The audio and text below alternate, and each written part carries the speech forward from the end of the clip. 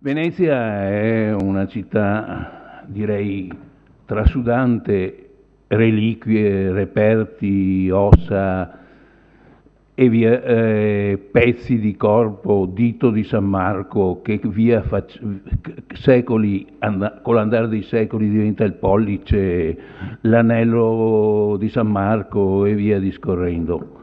Lo stesso Corto Maltese è a Venezia che va in cerca della clavicola di Salomone, cercando di interpretare quello che era un indovinello che aveva letto nel Baron Corvo, quel romanziere inglese che muore a Venezia, che viveva in gondola nel 1911. Io non vado a caccia di nessuna reliquia, un quarto d'ora fa sono andato a vedere nella teca il flacone con dentro l'ulna di Fra Paolo e quest'ulna è sicura, nel senso che era stato sepolto a Santa Maria dei Servi, la quale chiesa, un tempo illustre, a un certo punto è entrata nel gorgo distruttivo della cosiddetta Venezia scomparsa. Già all'inizio dell'Ottocento non era più chiesa e a un certo punto c'è stata la riesumazione in un mozzicone, perché la chiesa ne era già iniziata la demolizione e la demolizione poi portata avanti servirà a fornire materiale alle imprese edilizie, perché in un mozzicone residuo della chiesa nel 1828 saltano fuori i resti di Sarpi con un'attestazione autenticante, sono proprio quelli. E qui la mia sensazione, potrei sbagliare, è che sono stati sepolti alla presenza dell'allora podestà, si chiamava così, non ignaro, che sarebbe stato un titolo di tesoro in tempi futuri, e dell'allora podestà Domenico Morosini, e sepolto Sarpi a San Michele. Il destino del grosso dei veneziani finché aveva ricezione. Mentre questa parte che ha trattenuto Casoni deve essere stata una sorta di tangente, come allora le tangenti erano molto più esili di adesso e, come dire, amatoriali, e si è tenuto il pezzo di Sarpi. Quel pezzo di Sarpi poi l'ha dato a Cicogna, personaggio incredibile che stava in due stanze e che ogni tanto erano visitate dal comune per ragioni di statica, perché erano piene di libri, manoscritti, medaglie, non si sapeva dove si metteva neanche a dormire, e questo Cicogna nel 1867 lo dà al comune. Certo che se andiamo a vedere un resto corporeo, questo nostro visitarlo, questo nostro guardarlo, suppone una fede. E diciamo la reliquia sarpiana è una reliquia laica, nella misura in cui, quando si erige nel 1892 il monumento a Fra Paolo Sarpi, l'erezione del monumento diventa un fatto divisivo, clericali e no, con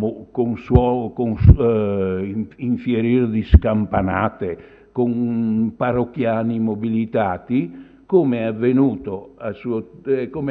in quel torno di tempo, fine Ottocento, in cui diciamo la militanza si esprime col monumento, con l'erezione del monumento a Giordano Bruno e con l'erezione a Brescia del monumento ad Arnaldo, appunto, da Brescia.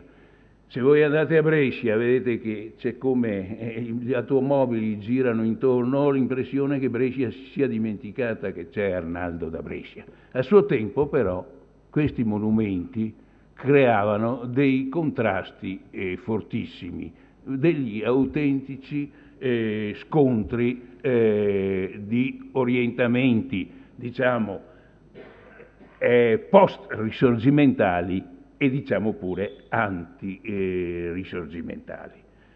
E il tutto, per andare a vedere le reliquie bisogna avere una qualche fede, se no non c'è giustificazione. A un certo punto, lungo l'Ottocento, la fede si svolge in termini laici. Antecedentemente, lungo i secoli, a partire dall'Alto Medioevo, diciamo, i legni e i chiodi della croce che caratterizzano, timbrano, danno identità alle chiese, se messi assieme farebbero dei grattacieli. Poi ci sono i santi in cerca di reliquie, le reliquie in cerca di santi, le liti tra le chiese sul possesso delle reliquie. Diremo in campo per disputarsi quelle di San Nicola entra anche Venezia, comunque vince Bari. Venezia poi ne ha un relativo bisogno, visto che le basta avere San Marco e visto che la sua identità passa per San Marco. E i sudari in cerca di tracce di corpi, le tracce di corpi in cerca di sudari. Pensate alle chiese cosa non possono siorinare le chiese, e quanto uno dei motivi per cui Venezia è stata detta da un suo patriarca, Giovanni Tiepolo, che era un patriarca del primo Seicento, non particolarmente gradito a Roma. Venezia era un vero paradiso proprio per la sua abbondanza di reliquie. A un certo punto, se le reliquie fanno parte soprattutto della dimensione della santità, a un certo punto c'è la dimensione invece dell'eroe, la sepoltura dell'eroe. Dove sono i resti dell'eroe? Dove sono i fratelli bandiera? Dove mettiamo Daniele Manin? E poi gli ossari, e poi i santuari, e poi i templi votivi in cui si mescola religione e patriottismo. Il patriottismo con valenza religiosa, la religione con valenza patriottica. Tutto questo può essere convocato anche a proposito di Sarpi. Dico anche l'aspetto della santità, par strano, ma lo scomunicato Sarpi, quando nel 1722 dalla chiesa dei Servi saltano fuori i resti sarpiani incorrotti, c'è la mania della carne impassibile, del corpo non rovinato, la quale carne impassibile rinvia alla santità. Nel 1722, un secolo prima della riesumazione ulteriore, per cui l'avambraccio arriva qui a Palazzo Loredan piano terra, ebbene in questa dimensione c'è anche nel popolino una fede in Sarpi. Il popolino non può avere una concezione laica. Il Sarpi come produttore di miracoli. C'è una donna che è storpia di mano, che prega, convoca Sarpi e la mano si ristabilisce. Saltano fuori altre 5-6 persone, dietro c'è spesso un parroco veramente ignaro che tutto ciò spiace a Roma, nel senso che per Roma Sarpi, soprattutto anche nel Settecento, è una bestia nera. Quello che i nunzi pontifici continuano a lamentare è che persistono nelle aule di Palazzo Ducale le massime di Fra Sarpi, di Fra Paolo. Sarpi muore nel 1623 e muore, è uno scomunicato, la scomunica non gli è stata tolta, è uno scomunicato degno di particolari attenzioni romane, visto che lo stesso nipote del pontefice, il cardinale Scipione Borghese, che nel 1607 assume dei sicari per eliminarlo, e Sarpi è aggredito sul ponte di Santa Fosca mentre sta rientrando al convento, e poi nella fabulazione, perché esistono, possiamo dire, esiste anche una dimensione di ciò che è vero, ma è scivolosa. Diciamo che è più semplice dire è vero che si è detto. Ecco, e non è detto che quel che si è detto sia vero, ovviamente. Allora Sarpi è aggredito a pugnalate ed è lì che gli si mette in bocca la frase famosa agnosco stilum Romane curie. Di per sé non è molto credibile che uno preso a pugnalate si metta in piedi e dica così. E credo, io non ho fatto cosiddette ricerche in merito, ma mi pare che la dicitura salta fuori e alla fine del Settecento. E questa frase, via via, Sarpi, personaggio famoso, è famoso anche perché continua ad essere famoso, non solo in vita, ma perché lo si continua a studiare e anche a monumentalizzare metaforicamente. Allora gli si mette in bocca questa frase storica. Quel che pare invece sia vero è che, andando a trovare Acquapendente in seguito, il medico docente a Padova, salta fuori un pugnale e questo dice assomiglia a quelli di Roma. Ecco, tutto qua sarebbe lo spunto. Ad ogni modo, ripeto, se andiamo a vedere le reliquie, andiamo a vedere per ragioni di fede, e la fede può essere anche laica. Di per sé la reliquia non è un fatto estetico. Estetico al massimo può essere il contenitore, può essere il flacone, ma fino a un certo punto. Cosa si può dire di Sarpi? Io di per sé su quella che è la vicenda, diremo, dei resti sarpiani, chiuderei qui. Anche perché non avrei tanto da aggiungere. Quello che si può dire però è che quest'uomo è stato sepolto solennemente dietro l'altare della Madonna dei Sette Dolori, una cappella absidale di questa chiesa che a suo tempo era importante, come erano importanti i Serviti, e ha avuto solenni funerali di Stato con la presenza di tutti gli ordini religiosi, francescani, domenicani, agostiniani e via discorrendo, solenni funerali di Stato. Cosa vuol dire questa morte, questa celebrazione delle esequie di Sarpi? Sono segnali.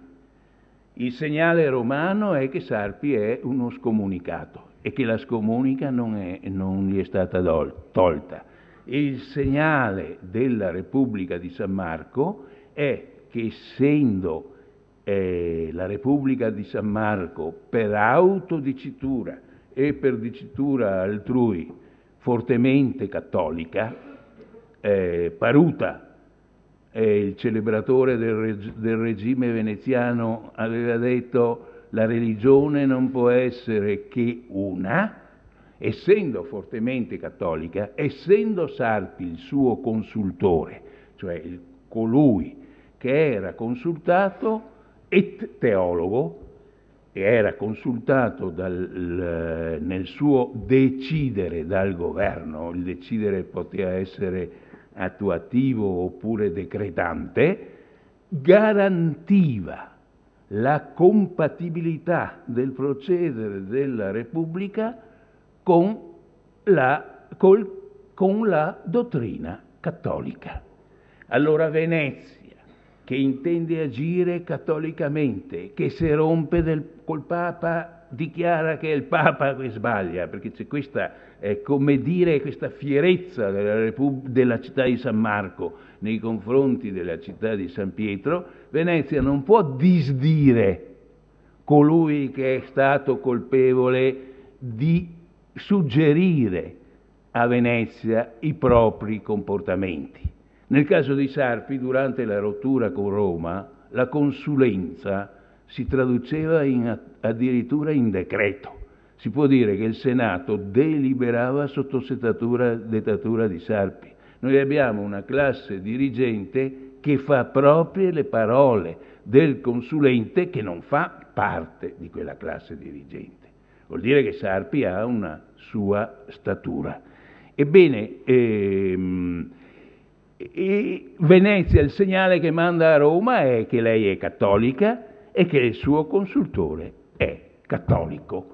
E allora, scusa, quanto tempo? Vai avanti. Sì.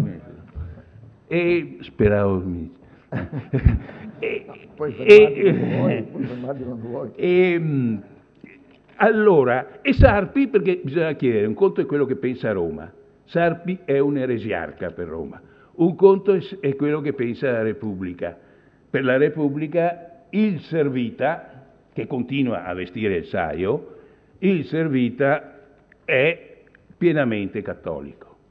E cosa pensa Sarpi? Quel che pensa lo dice morendo, non perché si ammazzi, muore di morte naturale. E per un eretico, agli occhi di Roma, non è una roba tanto sicura in Italia. E quando muore riprende, si comunica, ma rifiuta la confessione e l'estrema unzione.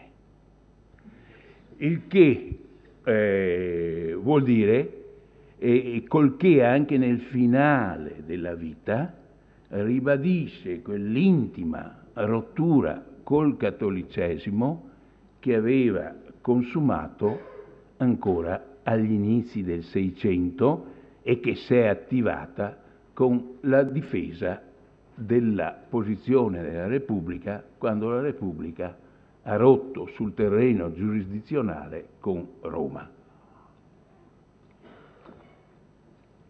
E dicevo, di questa rottura con Roma, Sarpi è stato l'orchestratore, il mentore. È raro che nella storia d'Italia, anzi forse un caso più unico che raro quello sarpiano, di un intellettuale, perché in fin dei conti era un intellettuale, che così direttamente gestisce la classe dirigente, che tanto influisce. E c'è da dire che nato nel 1552, quindi come estremi cronologici, nasce quando è in corso il Concilio di Trento, muore nel 1623 quando è in corso la prima fase della guerra dei 30 anni. È consultore dal 1606 e muore in veste di consultore e scrive almeno 1000 consulti per il Senato su varie questioni e soprattutto consultore quando c'è per ragioni giurisdizionali la rottura dell'interdetto, in cui il Papa intima la revoca di determinate disposizioni, ad esempio che non si possono erigere chiese e luoghi pii senza l'autorizzazione del Senato. E si diceva il Papa vuole la revoca di questa disposizione. Sarpi osserva che un conto è quel che si celebra in chiesa che affare di Roma. Un conto è il terreno su cui si edifica la Chiesa. Cioè c'è questa, nei rapporti, c'è il cosiddetto contenzioso nei rapporti tra Stato e Chiesa giurisdizionale che percorre tutta la storia della Repubblica Veneta. L'intervento di Sarpi è di un uomo il quale antecedentemente aveva all'interno dell'ordine dei Serviti aspirato alla quiete dei suoi studi e per questo si sarebbe accontentato di un piccolo vescovato a Caorle oppure a Nona in Dalmazia, Nun, vicino a Fiume, per studiare tranquillamente. Penso che non si sentisse obbligato alla residenza, perché non è che a Nun avrebbe trovato granché da studiare. E il Papa Clemente VIII, che precede quello che scomunica Venezia, il governo veneto, il Papa rifiuta perché dice che non ha dal Nunzio buone informazioni sulle sue frequentazioni. Cioè dice, è dotto, però ha frequentazioni sospette. Sarpi però fino allora si era occupato di scienze e era in rapporto con Acqua Pendente e aveva studiato la ulva, questioni di ottica ed era in rapporto con Galilei. E arriva c'è lo scoppio, c'è l'assunzione a teologo e consultore della Repubblica Veneta. Da quando c'è questa assunzione, egli depone gli studi scientifici e come dire, lo dice lui, sono l'occasione, cioè non lo sente come una vocazione, l'occasione, ma indotto a cantare, questa è l'espressione, canzoni politiche. Vale a dire, entra in un'altra dimensione. In questo entrare in un'altra dimensione, la verità diventa una verità di battaglia, anti-romana e anti-spagnola. E nel frattempo, di fatto, era amicissimo di Galilei. Quando Galilei nel 1610 se ne va a stare a Firenze, Ceglie e Firenze, Sarpi praticamente chiude i rapporti, perché Galilei non ha preso posizione, o meglio, andando a Firenze, si è estraniato dalla dimensione di Venezia. Chi non rompe i rapporti con Galilei era un uomo vicino a Sarpi, che era Giovan Francesco Sagredo, l'interlocutore del dialogo dei massimi sistemi, il quale Sagredo osserva in una lettera a Galilei, a parte il dolore perché si è allontanato, dice, ha una formula di estremo respiro, di estrema intelligenza. Dice, se Galilei fosse rimasto, era in una situazione di prestigio e di autorevolezza che poteva comandare a quelli che comandano, vale a dire influire al punto da imprimere a Palazzo Ducale un'apertura di incoraggiamento della scienza, di riforma dello stesso insegnamento universitario. E Sarpi, Galilei, diremo la neutralità, che per lui è pavidità galileiana, non l'accetta. Ecco, e difatti i due non si parlano più, non si scrivono più. Chi resta invece affezionato a Galilei, ma quando ormai Galilei sarà perseguitato, decisamente, è Micanzio, il biografo di Sarpi, il quale Micanzio non si trattiene però dal dirgli che se fosse rimasto a Padova tutto ciò non sarebbe successo. Allora un minimo Universa universis patavina libertas, è vero fino a un certo punto, ma comunque rispetto a Roma, rispetto a Firenze, questo poteva valere. Quanto... Vai quando vuoi. Allora, e sarò rapidissimo adesso. Vi fisso dei punti per cui Sarpi, tutto sommato, è degno di considerazione. Sarpi storico, la storia del Concilio Tridentino. Qual è l'impianto della storia del Concilio Tridentino? È una storia minuziosissima, meticolosissima, informatissima, ma in cui è chiaro il percorso. Voluto dai buoni, il Concilio è esitato nella distorsione e deformazione della volontà dei buoni. Si è passati, diremo, dalle aspirazioni dei credenti associati, accomunati dalla fede in Cristo, ad una congregazione spaccata tra popolo e clero. È un clero sottomesso al Papa.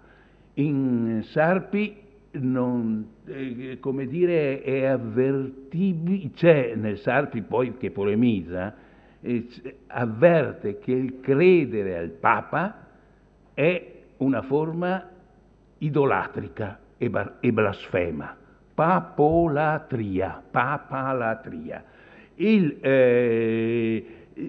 donde la sua simpatia, che è stata interpretata come in senso strumentale per salvare Sarpi lungo il Risorgimento e la questione romana, ma in realtà oggi è accettabile quale adesione a quella che era stata la rottura della riforma, senza collocarlo più che tanto. Volendolo proprio collocare, lo si può mettere vicino ai calvinisti. Fermo restando che resta frate, che indossa il saio, ed è quello che dice che chi vuol vivere in Italia deve portare maschera. Ed è lo stesso che dice nel suo convivere con la classe dirigente veneziana, che è cattolica, che ha bisogno di esprimersi sul terreno della sovranità, ma nello stesso tempo di non rompere con la fede dei padri, ed è quello che anche dice la verità non tutta, il falso mai. C'è questa componente sarpiana. Poi quanto devo dire che documentatissimo come storico, e di per sé non falsifica mai, un minimo si sente la sua, che è una dimensione di faziosità insita nella lotta che conduce, nella storia dell'interdetto. Quando c'è stato l'interdetto voleva dire che il Papa aveva intimato, visto che la Repubblica non aveva ritirato i provvedimenti lesivi, l'interdetto significa interdicere, vietare. Il Papa vietava la celebrazione della vita religiosa nel territorio della Repubblica e la scomunica andava al governo, la classe dirigente veneziana. La scomunica investe Palazzo Ducale, l'interdetto investe la vita religiosa. Venezia, con le parole di Sarpi, facendo proprie le parole di Sarpi, rifiuta scomunica interdetto.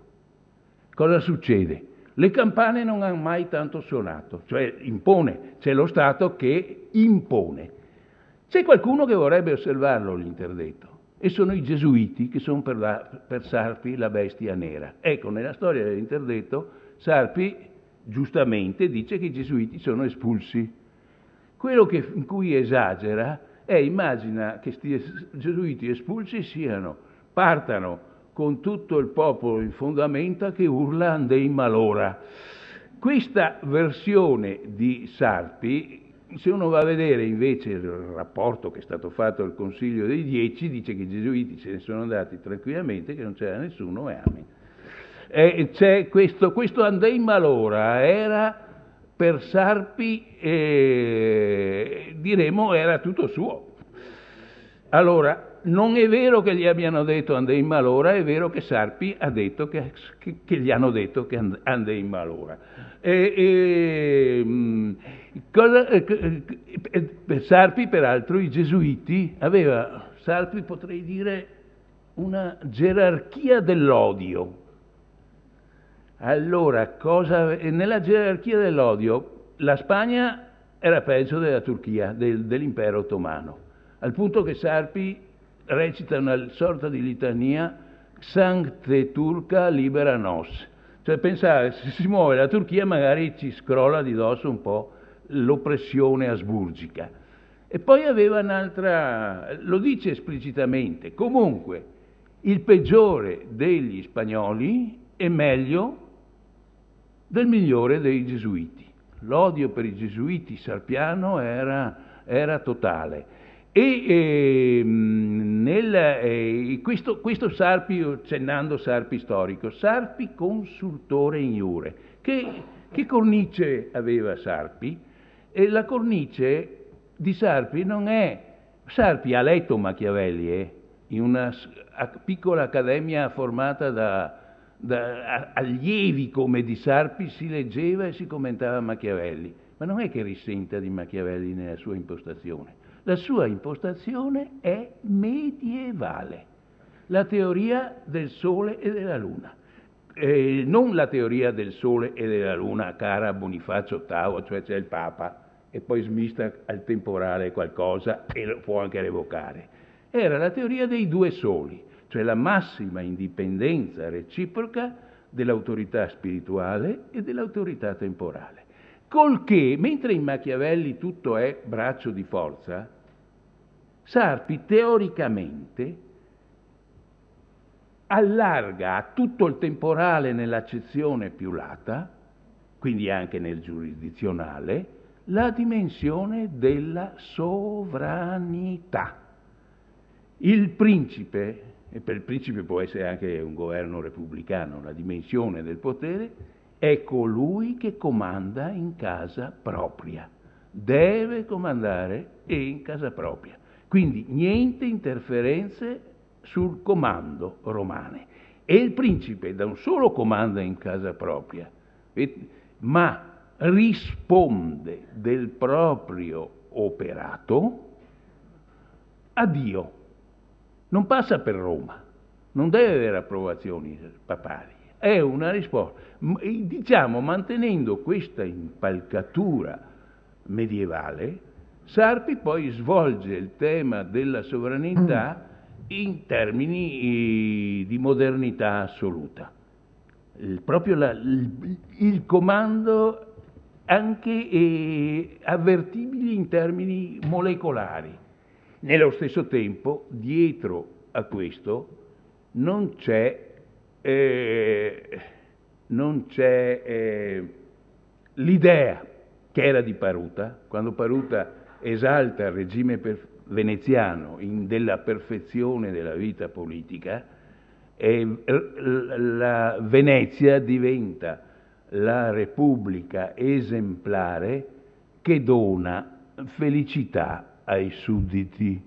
C'è la Pax Veneta veronesiana, in cui la felicità dura tutto l'anno laddove ci sia Venezia. C'è un veronese risente dell'impostazione di Paruta. Ecco, Sarpi si andava a Palazzo Ducale, questi affreschi, questi quadri, questa decorazione esaltante c'era, però non li guardava e tutto sommato pensava che il dovere del principe non è di distribuire la felicità, ma di comandare. E se comanda male risponderà a Dio. Cioè dalla perfezione parutiana si passa alla dimensione della sovranità. Un ultimo punto, e la felicità. La felicità è un tema che troviamo nel Sarpi dei pensieri, è un Sarpi aforistico, scheggiato, E non è che non ne accenni, ma in qui Sarpi, che come consultore ha dimensioni di stato-latria, vale a dire, se c'è una carica ecclesiastica, se la designazione è della Repubblica, è ferma la Repubblica, è garantito che è un buon prelato. Se invece è romana, in ogni caso è inficiato dal fatto che la spinta, la pressione Sarpi tiene molto a che tutta la nomenclatura ecclesiastica sia al massimo sotto controllo del regime. E d'altronde è un regime in cui il patriarca, voi lo sapete, che è eletto in Senato, può essere un senatore, è un senatore eletto in Senato, e al Papa si sottopongono 3 nominativi, su cui cioè c'è una dimensione di legame tra il clero e il regime.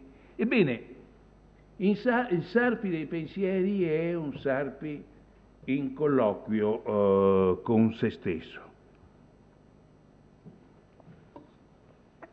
oltre che un Sarpi delle osservazioni mediche, scientifiche.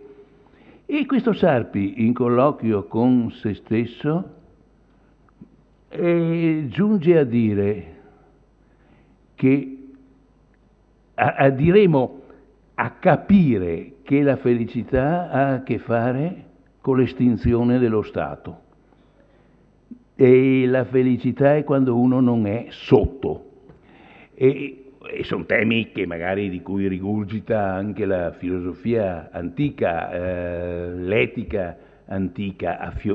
Sarpi non è che li riprenda nel senso che ha un testo di fronte e lo riprende tale e quale, li ronzano dentro, e in questo ronzare dentro viene a dire che gli uomini viverebbero meglio in anarchia.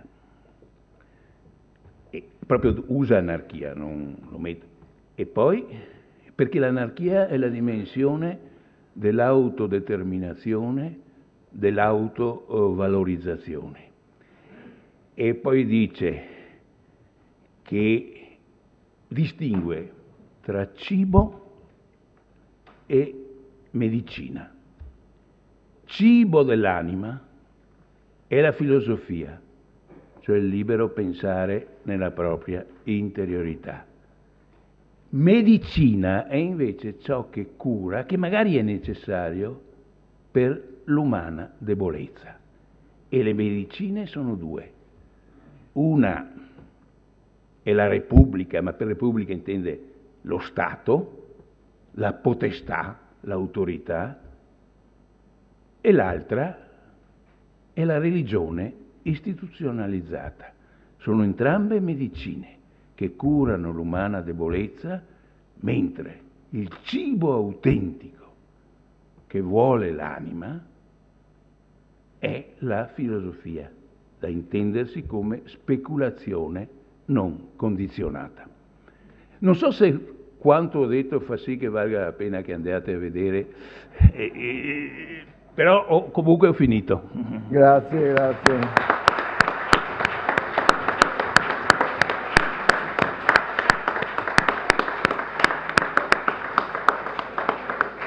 Bene, molte grazie a Gino Benzoni, che ci ha arricchito con tutta una serie di cose importanti.